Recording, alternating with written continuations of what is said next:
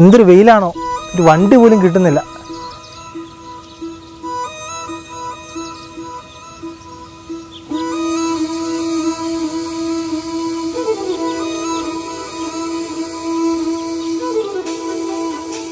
ചേട്ടാ, ഇവിടെ നിന്ന് ഇരുട്ടി വരെ ഒരു ലിഫ്റ്റ് തരുമോ? ഇവിടെ നിന്ന് വണ്ടി കിട്ടാനില്ല. ചേട്ടാ, ഞാൻ വേറൊരു ഓട്ടം പോവുകയാണ്. എനിക്ക് കുറച്ച് കിറ്റുകൾ വീടുകളിൽ കൊടുക്കാനുണ്ട്. അപ്പോൾ ഞാൻ ഇരുട്ടിയിലേക്ക് പോകുന്നില്ല. ചേട്ടൻ വേറെ വണ്ടി നോക്കാവോ? ഒരു കാര്യം ചെയ്യാം, നമുക്ക് ഒരുമിച്ച് പോവാം. ഞാനിവിടെ കുറെ നേരം ഇങ്ങനെ നിൽക്കുന്നു. അപ്പൊ എനിക്ക് ചേട്ടൻ്റെ ഇത് കാണുകയും ചെയ്യാം. ഞാൻ ഷെക്കേന ടിവിയുടെ ക്യാമറാമാനാ. അപ്പം എനിക്കിതൊന്ന് കാണാലോ. നമുക്ക് പോയാലോ? ഒന്നിച്ച് വീടുകളിൽ കാണാം. ഓക്കെ, വരൂ.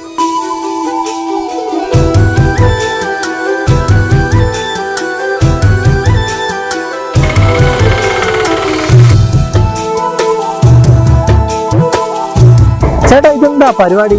എനിക്കിതിനെ കുറിച്ചൊന്ന് അറിയണം. ഓട്ടോ ഒന്ന് നിർത്താവോ? പാവപ്പെട്ട കുടുംബങ്ങൾ ഇതിന് അവരുടെ വീണ്ടും നമ്മൾ അവരുടെ അടുത്തേക്ക് ചെല്ലുമ്പോൾ അവർക്കുണ്ടാകുന്ന അനുഭവമാണ് വീണ്ടും നമ്മൾ ഇത് ചെയ്യാനൊരു പ്രേരകമായി മാറുന്നത്. അത് വിശുദ്ധ കുർബാനയോട് ചേർന്ന് നിൽക്കുമ്പോൾ നമുക്കെല്ലാം സാധിക്കും. വിശുദ്ധ കുർബാനയോട് ചേർന്ന് വിശുദ്ധ വലിയ അർപ്പിച്ചാണ് എല്ലാ കാര്യങ്ങളും ഞാൻ ചെയ്യുന്നത്. വിശുദ്ധ കുർബാനയോട് ചേർന്ന് നിന്നുകൊണ്ടാണ് മാത്രമാണ് ഈ കാര്യങ്ങളെല്ലാം ഞാൻ ചെയ്യുന്നത്. അപ്പോ ഷെക്കേന ടിവിയുടെ പ്രേക്ഷകർക്ക് ബിചേട്ടന്റെ പ്രോഗ്രാം, ഈ പരിപാടികളെല്ലാം കാണാൻ കൊതിയാവുന്നുണ്ട്.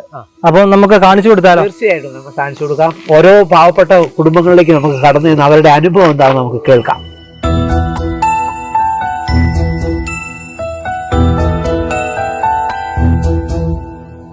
ഈ ലോകത്തിൽ നിൻ കരസ്പർശമാകുവാൻ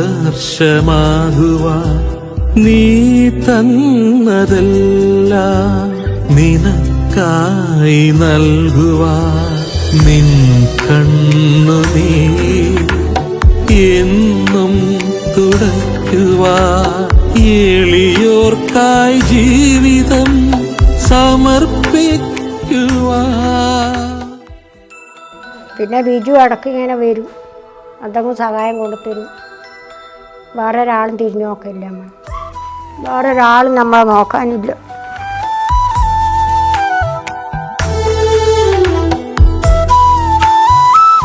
നമ്മൾ ആന്ധ്രയിൽ പഠിപ്പിക്കാൻ പോയപ്പോഴാണ് സ്ട്രോക്ക് വന്നത്. നമുക്ക് ആരും സഹായിക്കാനല്ല, ഒത്തിരിയേറെ കഷ്ടപ്പെട്ട് കുറച്ച് കാലങ്ങൾ കഴിഞ്ഞപ്പോൾ 10-12 വർഷമായപ്പോഴാണ് നമ്മുടെ സഹോദരൻ നമ്മളെ കാണാനെത്തിയത്.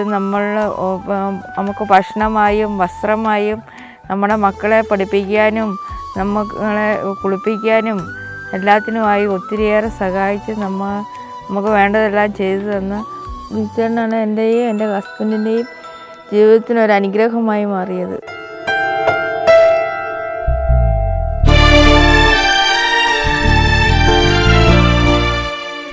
ബുദ്ധിമുട്ട് അനുഭവിക്കുന്ന വീടുകളിൽ സാധനങ്ങൾ എത്തിക്കുമ്പോൾ അവരുടെ മുഖത്ത് തെളിയുന്ന പുഞ്ചിരി മനസ്സ് നിറയ്ക്കുന്ന അനുഭവമാണെന്നാണ് ബിജു ചേട്ടന്റെ പക്ഷം. അനേകർക്ക് ബിജു ജ്യേഷ്ഠനാണ്. മറ്റു ചിലർക്ക് അന്നം നൽകുന്ന മകനായും സഹോദരനായും ബിജു ജീവിക്കുന്നു. നവീൻ ചൗള എഴുതിയ വിശുദ്ധ മദർ തെരേസയെക്കുറിച്ചുള്ള ബുക്ക് വായിച്ചു കഴിഞ്ഞപ്പോഴാണ് ബിജുവിന്റെ ജീവിതം മാറിമറിയുന്നത്.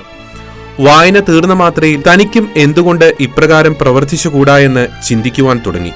ഓട്ടോ ഓടിച്ചു കിട്ടുന്ന വരുമാനം കൊണ്ട് ഉപജീവനം നടത്തുന്ന ബിജു തന്റെ ഇല്ലായ്മകളെ ഓർത്ത് പിന്മാറിയില്ല. തനിക്കുള്ളതിൽ നിന്ന് പങ്കുവെക്കാൻ ആരംഭിച്ചു. അങ്ങനെ ഒരു നേരത്തെ ആഹാരത്തിന് പോലും വകയില്ലാതെ കഷ്ടപ്പെടുന്നവരെ അന്വേഷിച്ച് കണ്ടെത്തുകയും ആശുപത്രിയിൽ പോകാൻ സാധിക്കാത്ത രോഗികളെ തന്റെ വണ്ടിയിൽ ആശുപത്രിയിൽ എത്തിക്കുകയും ചെയ്തു. ഒരു ദിവസം വിശുദ്ധ കുർബാനയിൽ പങ്കെടുക്കവേ പാവങ്ങളെക്കുറിച്ച് ചിന്ത വേണം എന്നുള്ള പ്രസംഗത്തിനിടയിലെ വൈദികന്റെ വാക്ക് ഇദ്ദേഹത്തിന്റെ ഹൃദയത്തിൽ സ്പർശിച്ചു. ഈശോയ്ക്ക് വേണ്ടി തന്റെ ജീവിതം മുഴുവൻ മാറ്റിവെക്കുവാൻ അദ്ദേഹം അന്ന് തീരുമാനിച്ചു.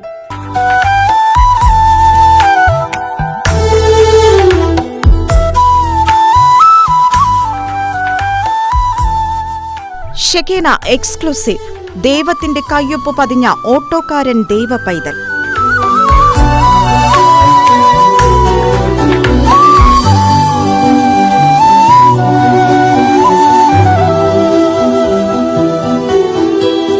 എളിയ ജീവിത മൺകുടം ഈശോയേ നിനക്കായി ഞാനേകുന്നു. കരുണാർദ്രമായ ഒരു ജീവിതം നയിക്കുകയും ചെയ്യുന്ന ബിജുചേട്ടൻ അനേകായിരങ്ങൾക്ക് തണലായി കണ്ണൂരും കാസർഗോഡും വയനാടും എന്നുവേണ്ട സർവ്വ പ്രദേശങ്ങളിലും നിലകൊള്ളുന്നു. ബിജുചേട്ടൻ ഒരുപാട് രോഗികളിലേക്ക് ക്രിസ്തുവിൻ്റെ സ്നേഹം എത്തിക്കുന്നു, ഒരുപാട് വ്യക്തികളെ ആശ്വസിപ്പിക്കുന്നു. അതുപോലെ തന്നെ ഒരുപാട് പേർക്ക് ഭക്ഷണവും മരുന്നും ആവശ്യമുള്ള എല്ലാ സാഹചര്യങ്ങളും കൊടുത്തുകൊണ്ട് എല്ലാവരിലേക്കും ക്രിസ്തുവിൻ്റെ ചൈതന്യം എത്തിക്കുന്നു. അതിനായിട്ട് ബിജുചേട്ടന് പ്രേരണ നൽകുന്നത് ദിവ്യകാരുണ്യനാഥനായ ഈശോയാണ്. ബിജുചേട്ടനെ ഞങ്ങൾ ഒത്തിരിയധികം സ്നേഹത്തോടെ കാണുന്ന ഒരു വ്യക്തിയാണ്. എങ്ങനെയാണ് ബിജുചേട്ടൻ ഈ പാവപ്പെട്ട ആളുകളുടെ അടുത്തേക്ക് ഇത്രയും കരുണയോടുകൂടെ ചെന്നെത്താനായിട്ട് ബിജുചേട്ടന് സാധിക്കുന്നത്? എങ്ങനെയാണ് ഇതിന് തുടക്കം കുറിച്ചത്? അച്ഛാ, തീർച്ചയായിട്ടും ഞാൻ എൻ്റെ അനുഭവങ്ങൾ പങ്കുവയ്ക്കാം. ചാച്ചനും അമ്മയ്ക്കും വിശുദ്ധ കുർബാന ഒരു ദിവസം പോലും അവർ മുടക്കാറില്ലായിരുന്നു. അപ്പോൾ എനിക്ക് കുഞ്ഞുനാൾ മുതൽ വിശുദ്ധ കുർബാന എൻ്റെ ഒരു വലിയ എനിക്ക് പ്രചോദനമായിരുന്നു. കാരണം ഏത് രോഗാവസ്ഥയിലും അമ്മ വിശുദ്ധ കുർബാനയിൽ മുടങ്ങാതെ പങ്കെടുക്കാറുണ്ട്.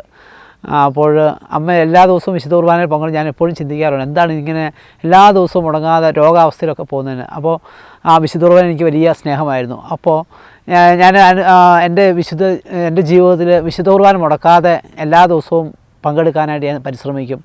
അപ്പോൾ ഒരു ദിവസം വിശുദ്ധ കുർബാന മധ്യേ ഫാദർ ടോമി എടാട്ടച്ചൻ വിശുദ്ധ കുർബാന മധ്യേ പാവപ്പെട്ടവരെക്കുറിച്ച് നിങ്ങൾക്ക് ചിന്ത വേണമെന്നൊരു വചന സന്ദേശത്തിൻ്റെ വ്യാഖ്യാനമാണ് എനിക്ക് ഈ പാവപ്പെട്ടവരിലേക്ക് ഇറങ്ങാനായിട്ട് ഒരു പ്രേരണയായി തീർന്നത്. പിന്നീട് ഞാൻ ഉളിക്കൽ ഉണ്ണിമിശിഹ ദേവാലയ ശുശ്രൂഷയായിരുന്നു. അവിടെ അസിസ്റ്റൻ്റ് വികാരിയായി കടന്നു വന്ന ഫാദർ ഷിൻഡോ കൂടപ്പാട്ടച്ചൻ പാവപ്പെട്ടവരിലേക്ക് ഇറങ്ങുകയും അവരുടെ അടുത്ത് പോയി പാവപ്പെട്ടവരെ സഹായിക്കാനൊക്കെ കടന്നു പോവുക ചെയ്യാറുണ്ടായിരുന്നു. അച്ഛൻ പോയതിന് ശേഷവും ഒരുപാട് കിടപ്പ് രോഗികൾ, വീടുകളിൽ തളർന്ന് കിടക്കുന്നവർ, ക്യാൻസർ രോഗികൾ, അവരുടെ സങ്കടങ്ങൾ അവരെ നമ്മൾ ചേർത്ത് നിർത്തുമ്പോൾ അവർക്കൊരാശ്വാസം ലഭിക്കുന്നത് കണ്ടപ്പോൾ അവർ കണ്ണുനീരോടെ നമ്മളോട് സങ്കടങ്ങളും പങ്കുവയ്ക്കാനും തുറന്നു പറയാനൊക്കെ ഇടയായപ്പോൾ അത് എനിക്ക് വലിയ ദൈവം എന്നെ എത്രമാത്രം സ്നേഹിക്കുന്നു. തളർന്നു കിടക്കുന്നോ, എനിക്കൊരാപത്തോ കാഴ്ചക്കുറവോ അല്ലെങ്കിൽ നടക്കുന്നതിന് ഒക്കെ ഒരു ബുദ്ധിമുട്ടില്ലാതെ ഞാൻ കടന്നു പോകുമ്പോൾ എനിക്ക് ഒരു കുറവുമില്ലാതെ ദൈവം എന്നെ പരിപാലിക്കുന്നു. പക്ഷേ തളർന്നു കിടക്കുന്നവർ, സാമ്പത്തികമായി ബുദ്ധിമുട്ട് അനുഭവിക്കുന്നവർ, ചോർന്നൊലിക്കുന്ന വീടുകൾ, ഇതൊക്കെ കണ്ടപ്പോൾ പിന്നീട് എനിക്ക് വളരെയേറെ വേദനയോടെയൊക്കെ അപ്പോൾ സഹായിക്കാൻ താല്പര്യമുള്ളവരെ കൊണ്ടുപോയി കാണിച്ചു കൊടുത്ത് ഈ ശുശ്രൂഷകൾ ഞാൻ ഇപ്പോൾ മുന്നോട്ട് പോവുകയാണ്. ബിജുചേട്ടാ, നവീൻ ചൗള എഴുതിയ ഒരു ബുക്ക്, ആ ബുക്കിനെ ആസ്പദമാക്കി മദർ തെരേസയുടെ കൽക്കട്ടയിലേക്ക് ബിജുചേട്ടനൊരു യാത്ര നടത്തിയല്ലോ. ആ യാത്രയെക്കുറിച്ച് ഒരുപാട് പറയുന്നത് കേട്ടിട്ടുണ്ട്. അതിനെപ്പറ്റി ഒന്ന് വിശദീകരിക്കാമോ? ഞാൻ ധാരാളം പുസ്തകങ്ങൾ വായിക്കാറുണ്ട്. അപ്പോൾ നവീൻ ചൗള എഴുതിയ ഒരു പുസ്തകം എന്നെ ആഴത്തിൽ സ്പർശിച്ചു. അതിൽ മദർ തെരേസയുടെ ജീവിതത്തെക്കുറിച്ച് വളരെ വ്യക്തമായിട്ട് പറയുന്നുണ്ട്. അത് പല പ്രാവശ്യം ഞാൻ ആ പുസ്തകം വായിച്ചു. അത് കഴിഞ്ഞ് ഈ മദർ തെരേസയുടെ കാളികെട്ട് കാണുവാൻ എനിക്ക് വലിയ താല്പര്യമുണ്ട്. പക്ഷേ ഒരു 10-17 വയസ്സുള്ള സമയത്താണ്. അപ്പോൾ അങ്ങോട്ടുള്ള യാത്ര എനിക്കറിയത്തില്ല, ഭാഷ അറിയത്തില്ല. എങ്കിലും ആ പുസ്തകത്തിനൊരു വലിയ പിൻബലമായിരുന്നു അത് കാണാനുള്ളൊരാഗ്രഹം. ഞാൻ നിരവധി അനാഥ മന്ദിരങ്ങളിൽ പോയി എന്നെക്കൊണ്ട് പറ്റുന്ന ചെറിയ ചെറിയ ശുശ്രൂഷകളൊക്കെ ചെയ്യാറുണ്ട്. പക്ഷേ അത് ഒരു തൃപ്തകരമായ രീതിയിൽ എനിക്ക് ചെയ്യാൻ സാധിച്ചത് നിർമ്മൽ ഹൃദയ്, കാളികാട്ടിലുള്ള നിർമ്മൽ ഹൃദയയിൽ അവിടെയുള്ള തളർന്നു കിടക്കുന്ന രോഗികൾ, അവിടെയുള്ള സിസ്റ്റേഴ്സും ബ്രദേഴ്സും ഒക്കെ വളരെ സ്നേഹത്തോടെ പരിചരിക്കുന്നത് കണ്ടപ്പോൾ എനിക്ക് എന്തുകൊണ്ട് അങ്ങനെ ചെയ്തുകൂടാന്നുള്ളൊരു ചിന്ത എൻ്റെ ഉള്ളിലുണ്ടായി. പിന്നീട് ഒരിക്കൽ പോലും എത്ര പുഴുവരിച്ച് കിടക്കുന്ന രോഗിയെ ശുശ്രൂഷിക്കുന്നതിന് എനിക്കൊരു മടി തോന്നിയിട്ടില്ല. അങ്ങനെ ഗവൺമെൻറ് ഹോസ്പിറ്റലുകളിലൊക്കെ പോയി ശുശ്രൂഷ ചെയ്യാനൊക്കെ എനിക്ക് വലിയൊരു പ്രചോദനമായി മാറി. അതുപോലെ എത്ര അഴുകി കിടക്കുന്ന എൻ്റെ കൂടെ കിടന്ന് തന്നെ മെഡിക്കൽ കോളേജിലൊക്കെ കൂടെ ബൈസ്റ്റാൻഡായിട്ട് ഞാൻ രോഗികളുടെ കൂടെയൊക്കെ നിന്നിട്ടുണ്ട്. അപ്പോൾ കൂടെയുള്ള രോഗികളൊക്കെ മരിച്ചു പോയിട്ടൊക്കെയുണ്ട്. അപ്പോൾ അത് ദൈവത്തോട് ചേർന്ന് അവർക്ക് രണ്ട് കൈയും ഇല്ലാത്ത സഹോദരങ്ങളൊക്കെ അവർക്കൊരു കൈയായി മാറാനൊക്കെ എനിക്ക് സാധിച്ചിട്ടുണ്ട്. അതുപോലെ തളർന്നു കിടക്കുന്നവർക്ക് അവർക്ക് ആവശ്യമായ അരി സാധനങ്ങളൊക്കെ ഞാൻ കൊണ്ടു കൊടുക്കുന്നത് പല ആളുകളും സഹായിക്കാൻ താല്പര്യമുള്ളവരെ കൊണ്ടുപോയി കാണിച്ചു കൊടുത്ത് അവർ തന്നെയാണ് പലപ്പോഴും ഈ ശുശ്രൂഷയ്ക്ക് എനിക്ക് പ്രചോദനം നൽകുന്നത്. അതുപോലെ തന്നെ ഇപ്പോൾ CST ഫാദേഴ്സ് വളരെയധികം ഹെൽപ്പ് ചെയ്യുന്നുണ്ട്. അവർ പഠിക്കാൻ നിർവാഹമില്ലാത്ത കുഞ്ഞുങ്ങളെ, നിരവധി കുട്ടികളെ സ്പോൺസർ ചെയ്ത് അവർ പഠിപ്പിക്കുന്നുണ്ട്.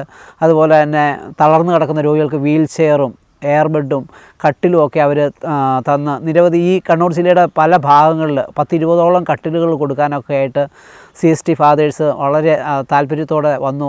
സമരറ്റിനോട് ചേർന്നുകൊണ്ട് ഫാദർ ബിനു പയ്യമ്പള്ളി അച്ഛൻ ഇപ്പോൾ നിരവധി പ്രവർത്തനങ്ങൾ സഹായിക്കാറുണ്ട്.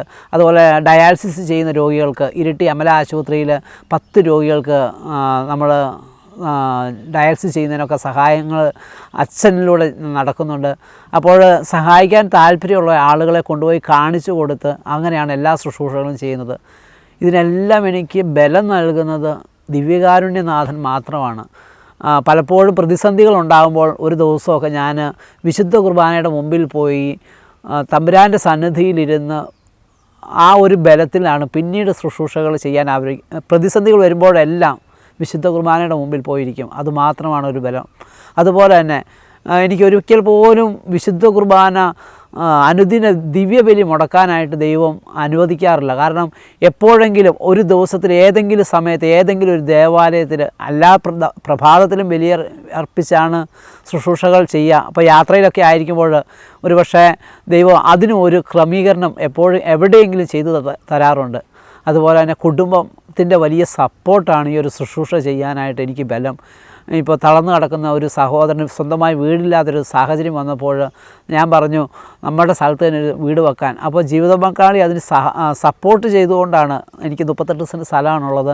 അവിടെ ഇപ്പോൾ ഒരു വീട് വെച്ചിട്ട് ഏകദേശം 6 വർഷത്തോളമായി. 8 കുടുംബങ്ങൾ അവിടെ വന്ന് താമസിച്ച് കടന്നുപോയി. 2-3 പേര് മരിച്ചുപോയി. പക്ഷേ വന്ന് താമസിച്ച് അവർക്ക് ഒരു സ്ഥലം കിട്ടിക്കഴിയുമ്പോൾ അവിടെ ഒരു വീട് വെച്ച് കഴിയുമ്പോൾ അവർ മാറുകയും അടുത്ത ആൾക്ക് വീട് വെക്കാനുള്ള സാഹചര്യങ്ങൾ ഒരുക്കി കിട്ടുകയാണ് ചെയ്യുന്നത്. അതുപോലെ തന്നെ ഇപ്പോഴുള്ളൊരു സഹോദരൻ 10 സെൻറ്റ് സ്ഥലം കിട്ടിയിട്ടുണ്ട്. വീട് നിർമ്മാണമൊക്കെ ആഗ്രഹിച്ചുകൊണ്ടിരിക്കുന്നു. ആ സഹോദരൻ്റെ കഴുത്തിന് താഴേക്ക് തളർന്നുള്ള സഹോദരനാണ്. 2 കുഞ്ഞുങ്ങളാണ് ഉള്ളത്. അപ്പോൾ ആ സഹോദരനൊരു വീടുണ്ടാവണം. അതുപോലെ തന്നെ 2-3 വീടുകളുടെ പണികൾ നടന്നുകൊണ്ടിരിക്കുകയാണ്. എല്ലാം തമ്പുരാൻ്റെ ഒരു വലിയ കരം പിടിച്ച് നടക്കുന്നതുകൊണ്ട് മാത്രമാണ് ഈ ശുശ്രൂഷകൾ ചെയ്യുന്നത്. അതുപോലെ തന്നെ ജീവിത പങ്കാളിയും ഇതിനൊരു വലിയ സപ്പോർട്ടാണ്. പ്രതിസന്ധിയൊക്കെ വരുമ്പോൾ അവളോട് ഞാൻ പറയും ഞാൻ യാത്രയിലാണ്, പ്രാർത്ഥിക്കണം എന്നൊക്കെ പറയുമ്പോൾ അവൾ കണ്ടിന്യൂ ആയിട്ടുള്ള ആ പ്രാർത്ഥനയുടെ ഒരു പിൻബലം എനിക്ക് ലഭിക്കുന്നതുകൊണ്ട് യാത്രയിലൊക്കെ ഉറങ്ങിപ്പോകുന്ന സാഹചര്യമൊക്കെ ഉണ്ടായിട്ടുണ്ട്. അപ്പോൾ അതെല്ലാം ഒരു തരണം ചെയ്യാൻ ജീവിത പങ്കാളിയുടെ വലിയൊരു സപ്പോർട്ട് എനിക്കുണ്ട് എപ്പോഴും. തലശ്ശേരി അതിരൂപതയിലെ ഉളിക്കൽ ഉണ്ണിമിശിക ഇടവക പള്ളിയിലെ വികാരിയച്ഛനാണ് ഞാൻ, ഫാദർ ജെയ്സൺ കൂനാനിക്കൽ. ഈ ഇടവകയിലെ ജീവകാരുണ്യ പ്രവർത്തകനാണ് ഇവിടുത്തെ അംഗമായ ബിജു മാണിക്കത്താൻ. വിശുദ്ധ ലൂക്കായുടെ സുവിശേഷം 10-ാം അധ്യായത്തിൽ ഒരു നിയമജ്ഞൻ ഈശോയോടൊരു ചോദ്യം ചോദിക്കുന്നുണ്ട്. നിത്യജീവൻ അവകാശമാക്കുവാൻ ഞാൻ എന്ത് ആണ് ചെയ്യേണ്ടത്? അതിനുള്ള ഉത്തരമായി ഈശോ പറഞ്ഞത് വിശ്വസാഹിത്യത്തിൽ തന്നെ ഏറ്റവും മനോഹരമായ നല്ല സമറിയാക്കാരൻ്റെ കഥയാണ്. ആവശ്യത്തിലായിരിക്കുന്ന ഒരു സഹോദരനെ സഹായിച്ചതിൻ്റെ പേരിൽ സകല യുഗങ്ങളിലുള്ള മനുഷ്യർക്ക് മാതൃകയും പ്രചോദനവുമാണ് ആ നല്ല സമറിയാക്കാരൻ. സഹായമർഹിക്കുന്ന സഹോദരങ്ങളെ ശുശ്രൂഷിക്കുന്ന ഏതൊരാൾക്കും നാം നൽകുന്ന അപരനാമമാണ് നല്ല സമറിയാക്കാരൻ. ഈ ഇടവകയിലെ ബിജു മാണിക്കത്താൻ ഈ പ്രദേശത്തുള്ള നല്ല സമറിയാക്കാരനാണ് എന്ന് പറയുന്നതിൽ എനിക്ക് ഏറെ സന്തോഷവും അഭിമാനവുമുണ്ട്. ഞാൻ ഈ സൂപ്പർ മാർക്കറ്റിൻ്റെ ഉടമയാണ്. ഒരു 10 വർഷത്തോളമായി ബിജുവേട്ടൻ ഇവിടെ സജീവമായിട്ടൊരു ജീവകാരുണ്യ പ്രവർത്തനം എന്ന് പറഞ്ഞാൽ മതിയാവില്ല. അസുഖങ്ങളായിട്ട് വരുന്നവർക്കും പിന്നെ ഈ ഭക്ഷണമില്ലാത്തവർക്കും പിന്നെ സ്കൂളിൽ വിദ്യാഭ്യാസ സംബന്ധമായിട്ടുള്ള ആവശ്യങ്ങളെല്ലാം എല്ലാ മേഖലകളിലും ഇപ്പം ഇവിടുന്ന് മാത്രം വന്നെടുക്കുക മാത്രമല്ല കൊണ്ടുപോയി എല്ലാവരുടെയും പ്രശ്നങ്ങൾ പരിഹരിച്ച് ഒത്തിരി പേര് ബിജുവേട്ടനെ കാണാനായിട്ട് നമ്മുടെ കടയുടെ ഒരു സാധനം മേടിച്ച് അറിയപ്പെടുന്നവരെല്ലാം വന്ന് ചോദിച്ച് ബിജുവേട്ടനെ എവിടെ എങ്ങനെ കാര്യങ്ങളെല്ലാം അന്വേഷിച്ച് പെറുക്കി ബിജുവേട്ടനെ വന്ന് കണ്ട് ഒത്തിരി പേര് സാമ്പത്തികമായിട്ടും ഭക്ഷണ സാധനമായിട്ടെല്ലാം സഹായങ്ങൾ കൊടുക്കാൻ വേണ്ടി നല്ല മനസ്സും അതിനു വേണ്ടിയിട്ട് മറ്റുള്ളവരുമായിട്ട് എത്ര വിഷമിച്ച് ആരുടെ അടുത്ത് എന്ന് ചോദിക്കാനും ബിജുവേട്ടന് മടിയില്ല, എത്ര താന്ന് ചോദിക്കാനും മടിയില്ല. കിറ്റ് എനിക്കൊന്ന് വിശേഷ ദിവസങ്ങളിൽ ഒരു 150-200 കിറ്റോളം ഒരു വിശേഷ ദിവസം പുള്ളി മറ്റുള്ളവരിൽ നിന്ന് യാചിച്ച് മേടിച്ച് കൊടുത്ത് ഇഷ്ടം പോലെ ആളുകൾ വന്ന് നന്ദിയും അവർ അതുപോലെ തന്നെ പ്രാർത്ഥന ഒട്ടും കുറയ്ക്കാൻ കഴിയില്ല. അതുപോലെ നല്ല പ്രാർത്ഥനയും വരുന്നവരാണെങ്കിലും നന്നായിട്ട് പ്രാർത്ഥിച്ച് വന്ന് മേടിക്കണം, കാര്യങ്ങൾ ദൈവത്തോട് പറഞ്ഞു വന്ന് മേടിക്കണം എന്നുള്ളൊരു കാഴ്ചപ്പാടുകൊണ്ട് എല്ലാവരും പള്ളിയിൽ പോയും പ്രാർത്ഥിച്ചും വന്ന് ബിജുവേട്ടന് വേണ്ടിയിട്ടും കുടുംബത്തിന് വേണ്ടിയിട്ടും ദൈവത്തിനോട് നന്ദിയും പറഞ്ഞു വന്ന് ഒത്തിരി പേര് മേടിക്കുന്നത് ഞാൻ കണ്ടിട്ടുണ്ട്.